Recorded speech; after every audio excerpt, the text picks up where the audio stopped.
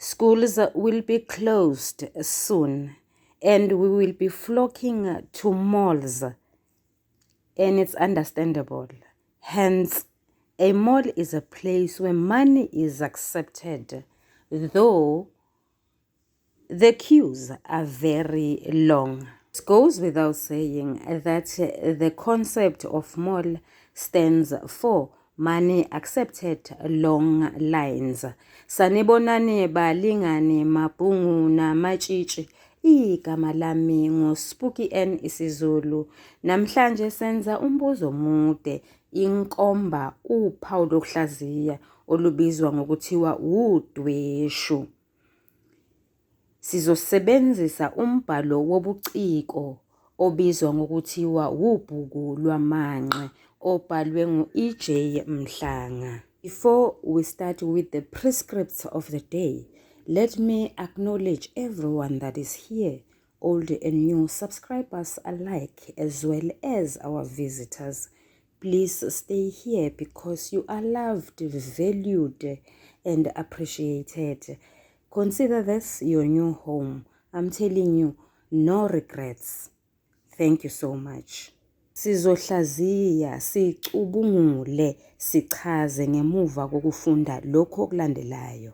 Inkundla yesithathu isigcawu sesine, sivule abakaki. Khona emzini wakwaMathonsi, sivale abakaki. uMathonsi, sivule abakaki, ebuka indodana yakhe, esiluthuqusana nje, sivale abakaki.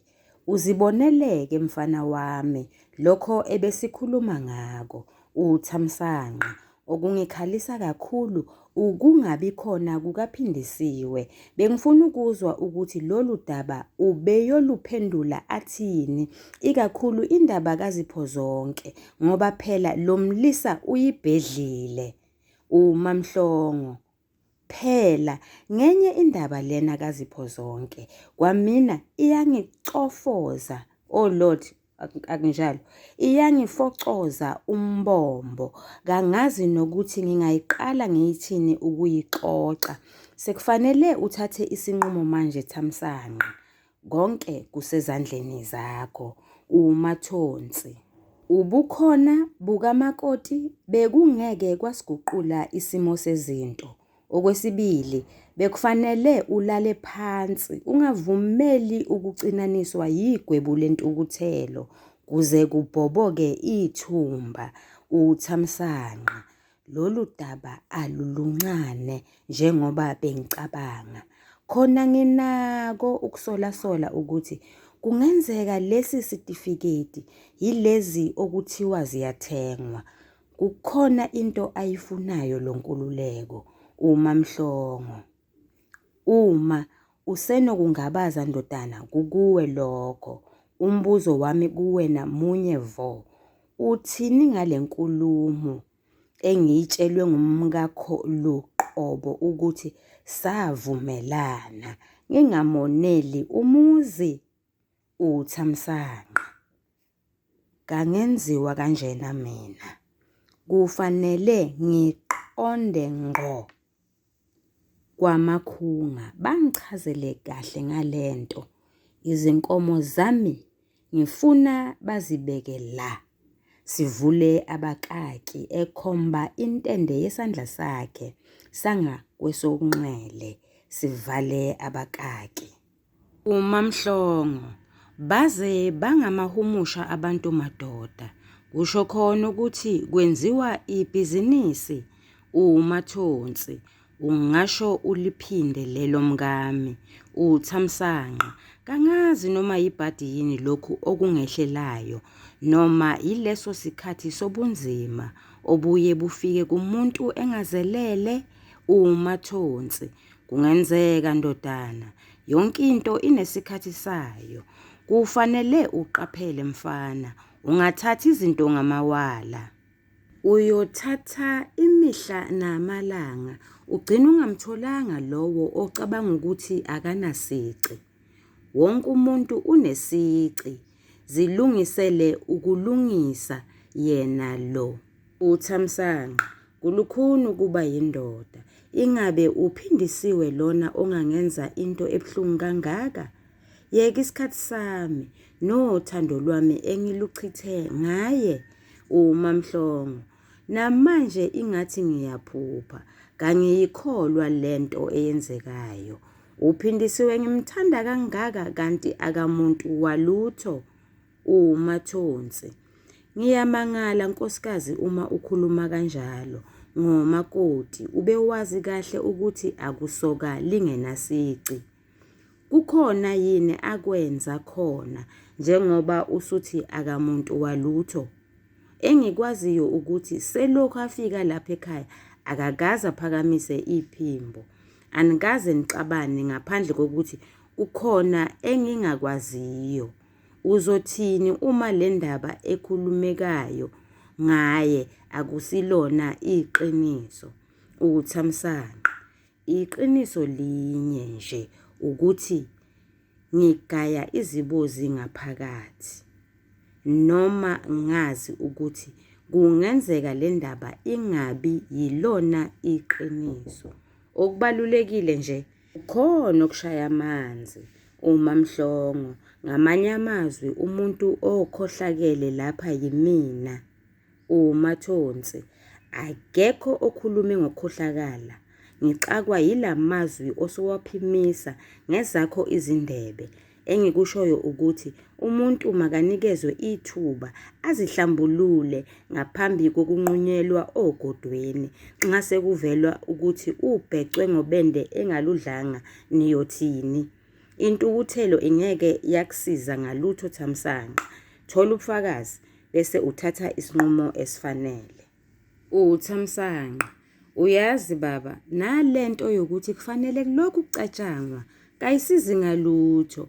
Ngeke kuthi izinto zonakele kulokhu kucatshangwa undendende ukufa kwezinyane. uMathonsi, uyinqaba ndodana. Izinto sezonakele vele. UThamsanqa, uphindisiwe uyinto yokuhlatshwa ngenhlamvu kube kanye. uMathonsi, uzoboshwa phela. Oh God, uMamhlongo, uqinisile uyihlo ndodana. Akushoyo ukuthi lucabangisise kahle lolu daba ngoba lunengozi phakathi. Uyothini ufika ekhaya uthole kukhala ibhungane umakoti ehambile?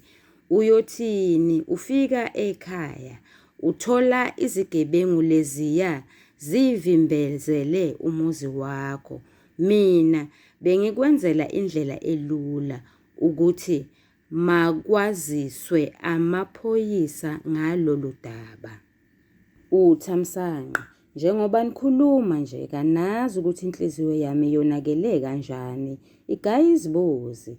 Uphindisiwe bengimethembile, ngimthanda futhi, kanti ngilande imamba ngayifaka endlini ngoba kade ibanjwe ngamakhaza. uMamhlongo, akukhulunywa kanjalo ndodana. UThamsanqa, yeka imali engaka engayiqulela esizibeni. Ngeke ngiphinde ngiyithole imali yami engamlobola ngayo. Kangisayiphathi ezindleko zomshado esisazikhokhela nanamuhla lokhu. uMamhlongo, imali kayilutho ndodana. Uzoyisebenza enye futhi. Kungcono ukuvika umlilo ungaze ushisa amadlelo akho alihlaza oh Jesus, kunokuthi ulokhu udaza inkani. Khumbula ndodana ukuthi kawuwelwa umfulwa ugcwele. Uxolo kancane ake ngiphinde futhi. Khumbula ndodana ukuthi kawuwelwa umfula ugcwele. UThamsanqa, isikhathi sami esingaka engasichitha ngithanda uphindisiwe kanye nozipho zonke, kanti kulele kunye lapha kimina. uMamhlongo, sivule abakaki, eduduza indodana yakhe, sivale abakaki. Ngicela ukuthi ingane ungayifaki kulezi zinkinga. Kangiyikholwa kancane into yokuthi le ngane akuyona eyakho. Nawe uyambona uzipho zonke ukuthi unenswebu kayihlomkhulu uManzezulu. Eka nkosikazi yona yehlela ngezansi, uzomthola omunye ozomthanda futhi. Kufanele uguqe uthandaze, inkosi izokupha omunye. Uthamsanqa, imbewu enjengophindisiwe akufanele yande ngoba izokonakalisa ezinye izivande, kubole nezithelo ezinhle. Wohe, kuyiqiniso ukuthi ikhiwane elihle ligcwala izibungu. Umathonsi, musa ukukhalisa okomuntu ofelwe yizwe Thamsanqa. Nathi ubuhlungu obuzwayo siyabuzwa. Khumbula amazwi aseBhayibhelini ukuthi uNkulunkulu ngeke akuthwesa umthwalo ongaphezu kwamandla akho. Ithemba kalibulali ndodana. Ubuhlungu buyikhambi lokuvula amasango obuchopho. Ukuphumelela kunjengokukhuphuka isisekeseke sentaba, kepha ngokubekezela uyafinyelela esiqongweni sempumelelo. Kuyilapho uyobe usufinya ngendololwane. Uthamsanqa, mina kusasa lokhu ngiqonda kwamakhunga, ngiyofuna okungokwami engakusebenzela kanzima. Umathonsi, cha phela ndodana, ilobolo siyalifuna. Kungakho kuyisu elihle ukuyifuna ngengalo yomthetho ngoba ngezethu kungachitheka igazi. Uthamsanqa, baba nawe mama, ngisaphuthuma ngasekhaya. Ngifuna ukuhlala phansi nginabe nalesi sikhohlakali somfazi. Singitshele kahle ukuthi besiyigqibeleni le ndaba. Ngiyabona ubeze lapha kwamathonsi ukuzokudla izinkomo. Ubefuna ngife ukuze akwazi ukudla ifa engilisebenzele kanzima, alidle nalomgulukudu ophuma engena emajele. UMamhlongo, kungakho-ke nginovalo mntanami ngoba kasazi ukuthi uboshelwe amanqina enyathi ngakuziphi izintingo. Kungakho ngigcizelela ukuthi lolu daba kalubikelwe emaphoyiseni. Kufundeka ngalolu hlobo. Kungakho ngigcizelela ukuthi lolu daba kalubikwe emaphoyiseni. Uyicala elibi ukukhomba omunye umuntu ngesibhamu. Uthamsanqa, amaphoyisa ahlupha ngokulokhu efuna ubufakazi bokuthi ngilimele kuphi, igazi likhona yini. Umathonsi, kuyiqiniso ukuthi bangafuna lobo bufakazi, kepha lolu daba lubucayi kakhulu. Kungcono uqonde khona, kuhlulekwe kuzanyiwe. Uthamsanqa, kuyisu elihle ukuyobikela amaphoyisa ukuze kwazeke ukuthi izinto zimi kanjani. Sekuyiwona azongichushisa ukuthi ngivule icala ngokukhonjwa ngesibhamu noma ngenze njani. Umathonsi, ungalindeli amathonsi abanzi ndodana. Kubi ngoba kusebusuku manje. Bekufanele uyodlula emaphoyiseni anduba uye ekhaya. UMamhlongo, osekungikhathaza kakhulu manje ubusuku lobu engingazi ukuthi bukuphatheleni. Mhlawumbe laba bantu kabahambile lapha phandle balindele ukuthi uphume lapha ekhaya. Uthamsanqa, lapho-ke bayadlala mame, ngeke balunge. Kangisabi inhlamvu mina, ngeke bakwenze lokho ngoba kabazi ukuthi sibhungani lapha endlini. Mhlawumbe sibiza amaphoyisa bayothuka eselapha. UNkululeko uwazi kahle umthetho wesibhamu. Umuntu akakhonjwa ngesibhamu kungenangozi abhekene nayo, kanti ebe uyazivikela ekuhlaselweni. Umathonsi, ngingakuvumela ndodana noma ngingeqiniseke ngoba kasiyazi inhloso yalaba bafokazi, kodwa nabo bayacabanga ukuthi uma bake bahlasela kuyosolwa bona kuqala. Sebengamane beze ngolunye usuku kodwa okwanamuhla qha kangiboni uthamsanqa. Ningethuki ngeke kwenzeke lutho. Bayangisaba benjalo nje. Sengiyahamba-ke, ngizonishayela ucingo uma ngifika ekhaya. Mhlawumbe ngingadlula emaphoyiseni khona kusihlwa nje. Sivule abakaki, umnyango uvuleke, uvaleke. Sivale abakaki. Siyaphela lapha isigcawu sesine enkundleni yesithathu. Ake sichaze, sihlaziye, sicubungule. Udweshu, balingani bami nani bafundi, lulula kakhulu ngoba kade sikhuluma ngalo. Sikhulume ngalo nini? Ngenkathi sithinta nje isihlokwana esithi isisusa sodweshu. Besikhuluma ngodweshu lapho. Ngenkathi sithinta isihlokwana esithi ukubhebhetheka kodweshu. Ngenkathi sithinta isihlokwana esithi isixakaxaka. Besikhuluma ngodweshu lapho. Okwesibili, kade sikhuluma ngodweshu. Ngenkathi sibuka imiyalezo yokwenzeka enkundleni yokudlalela. Uyakhumbula ukuthi sathini? Sathi imiyalezo yokwenzeka enkundleni yokudlalela ithinta isizinda. Kodwa kulokhu-ke asikhohlwe yindawo nesikhathi. Asikhulumeni ngesimo senhlalo.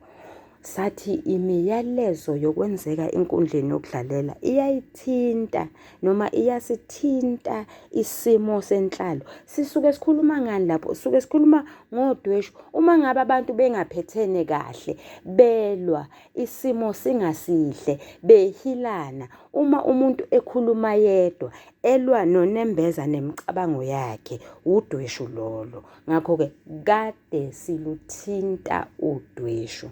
Nangenkathi sikhuluma ngomoya nethoni, besikhuluma phela ngodweshu. Ke siboneke sithini? Sithi udweshu luyingxenye yesakhiwo.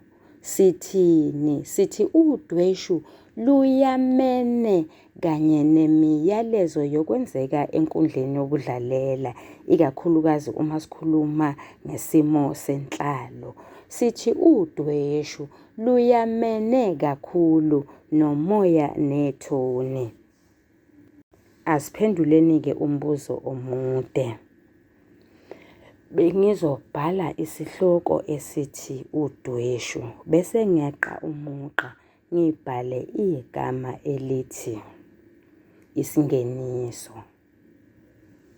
Udweshu ukungqubuzana phakathi kwabadlali noma abalingiswa. Kungaba abalingiswa ababili noma ngaphezulu. Udweshu ukungqubuzana phakathi komdlali eyedwa kanye nemicabango yakhe, nemizwa yakhe, noma nonembeza wakhe. Kunezinhlobo ezimbili. Kunodweshu lwangaphandle nodweshu lwangaphakathi. Udweshu lwangaphandle siyalubona. Umbhali ulwethula ngenkulumo mpendulwano phakathi kwabadlali. Kanti udweshu lwangaphakathi asiluboni, ukube nje bedlalwa enkundleni yokudlalela. Besingeke sibabone abantu ngoba lwenzeka ngaphakathi komuntu. Kodwa-ke ngoba lo umbhalo wobuciko obhaliwe, siyalubona. Umbhali usethulela lona imiyalezo yokwenzeka enkundleni yokudlalela, uphinde asethulele lona ngenkulumo kayedwana.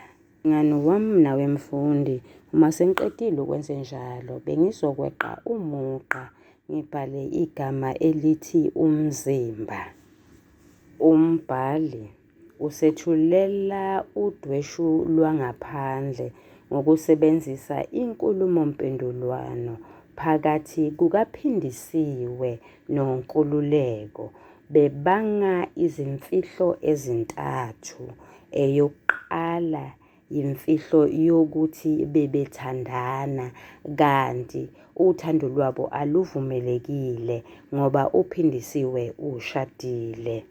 Okwesibili, babanga ukuthi uNkululeko wagqunyekwa ejele iminyaka emithathu eboshelwe icala angalenzile. uPhindisiwe washayisa ingane wasegqiba uNkululeko ngemali yokuba amthwalele icala lakhe. Okwesithathu, babanga ingane uZipho Zonke uPhindisiwe ayinikeza uThamsanqa, wathi lena yingane yakhe kanti yingane kaNkululeko. uNkululeko uyifuna la ingane yakhe uze afunge athi kungavuka udlaletsheni eme ngezinyawo, ngiyifuna lapha lengane. Sivule abakaki egcizelela aze ashaye nangesibhakela emoyeni. Sivale abakaki. Umbhali usethulela udweshu lwangaphandle ngenkulumo mpendulwano phakathi komndeni wakwaMathonsi kanye noNkululeko. Umbhali usethulela udweshu lwangaphandle ngenkulumo mpendulwano phakathi komndeni wakwaMathonsi noNkululeko kubheka. Kubangwa indaba kaPhindisiwe kanye noZipho Zonke. uNkululeko uthi lezi zingane zakhe ezasiswa kwaMathonsi. Usebenzisa amagama anezici angemahle. Ubiza uThamsanqa ngesigwadi. uMamhlongo uthukuthela agane unwabu, athembise ukushayela amaphoyisa ucingo. Nangempela alubambe ucingo ethi uyalithatha. Yingaleyo nkathi uNkululeko ezobamba okhalo okomuntu ohlome ngesibhamu. Bagcine bemxosha ngenkathi uMathonsi esethi, phuma, ucabanga ukuthi ngithuswa yithoyizi lesibhamu sakho? Umbhali usethulela udweshu lwangaphandle ngenkulumo mpendulwano phakathi kukaThamsanqa noNkululeko. uThamsanqa ubamba ucingo ngale uNkululeko anxaphe aluganklaze. Isenzo sikaNkululeko sinomthelela noma umphumela omubi ngoba senza ukuba uThamsanqa abone ukuthi lolu cingo akulona olwakhe olukaPhindisiwe. Lokho kuyabaxabanisa. Ngenkathi uPhindisiwe esephendula, uThamsanqa ezwe ukuthi uPhindisiwe lona ukhuluma noNkululeko. uPhindisiwe waqamba amanga athi uNkululeko yisoka likaNokuphika kanti uyaqhaqhazela. Ambuza uThamsanqa ukuthi uma kungelona isoka lakho uqhaqhazeliswa yini. Sibona udweshu lwangaphakathi ngenkathi uPhindisiwe esengene endlini yangasese elwa nonembeza wakhe efisa sengathi ngabe wamtshela uThamsanqa. uPhindisiwe ukhala izinyembezi mi. Uzwa isandla sesimthinta ehlombe esebuzwa nguThamsanqa ukuba yini lena okwakufanele amtshele yona. Bavele baxabane kakhulu. uPhindisiwe aze ahambe ayolala engasamenzelanga noThamsanqa ukudla kwakusihlwa. uThamsanqa-ke ahambe-ke nkosi yami ayodla naye, athi nje kancane kabili kathathu agcine esekuyeka ngoba inhliziyo ayiseyinhle kahle. Ngalelo langa balala befulathelene. Lolu udweshu lwangaphandle. Sibona udweshu lwangaphandle olwethulwa ngenkulumompendulwano phakathi kukaPhindisiwe nocingo. uPhindisiwe ucabanga ukuthi lolu cingo lubuya kunkululeko, kanti ucingo lubuya kuMamhlongo. Usekhwela uyazehlela, ubiza uMamhlongo ngesikhohlakalindini, aphinde abuze ukuthi sifunani lesi sikhohlakalindini kuyena. Engathi nje bavumelana ukuthi lemfumbe noma lemfihlo bayoyigcina phakathi kwabo bobabili. Akafuni-ke yena Phindisiwe ukulahlekelwa okukhona ngokungekho. Bona udweshu lwangaphandle umbhali ulwethula ngenkulumompendulwano phakathi kukaThamsanqa noNkululeko ocingweni. uNkululeko ufuna ingane yakhe. Uthi uzophinda alishaye futhi ucingo ukuze atshele uThamsanqa ukuba ayidedele nini, ngoba yena usenza amalungiselelo okuba uzoyibika kwabakubo. Sibona udweshu lwangaphandle phakathi komndeni wakwaMathonsi. Kuhlangene uMathonsi, uMamhlongo nendodana yabo uThamsanqa, kanye nomndeni kaNkululeko okhandwe noma owakhiwe ngabangani bakhe oSikela noMaqoma. Kubangwa indaba kaPhindisiwe, kubangwa indaba kaZiphozonke. uThamsanqa noNkululeko babhekene ngeziqu zamehlo, bayathukana. uNkululeko aze akhiphe isibhamu, akhiphele uThamsanqa. Umhlangano wabhidlika ngoba imimoya iphezulu. Balingani bami nanebafundi, ngenxa yokuthi sifunde sagcina la, ngakho-ke nami ngizokuma la ngodweshu lwangaphandle.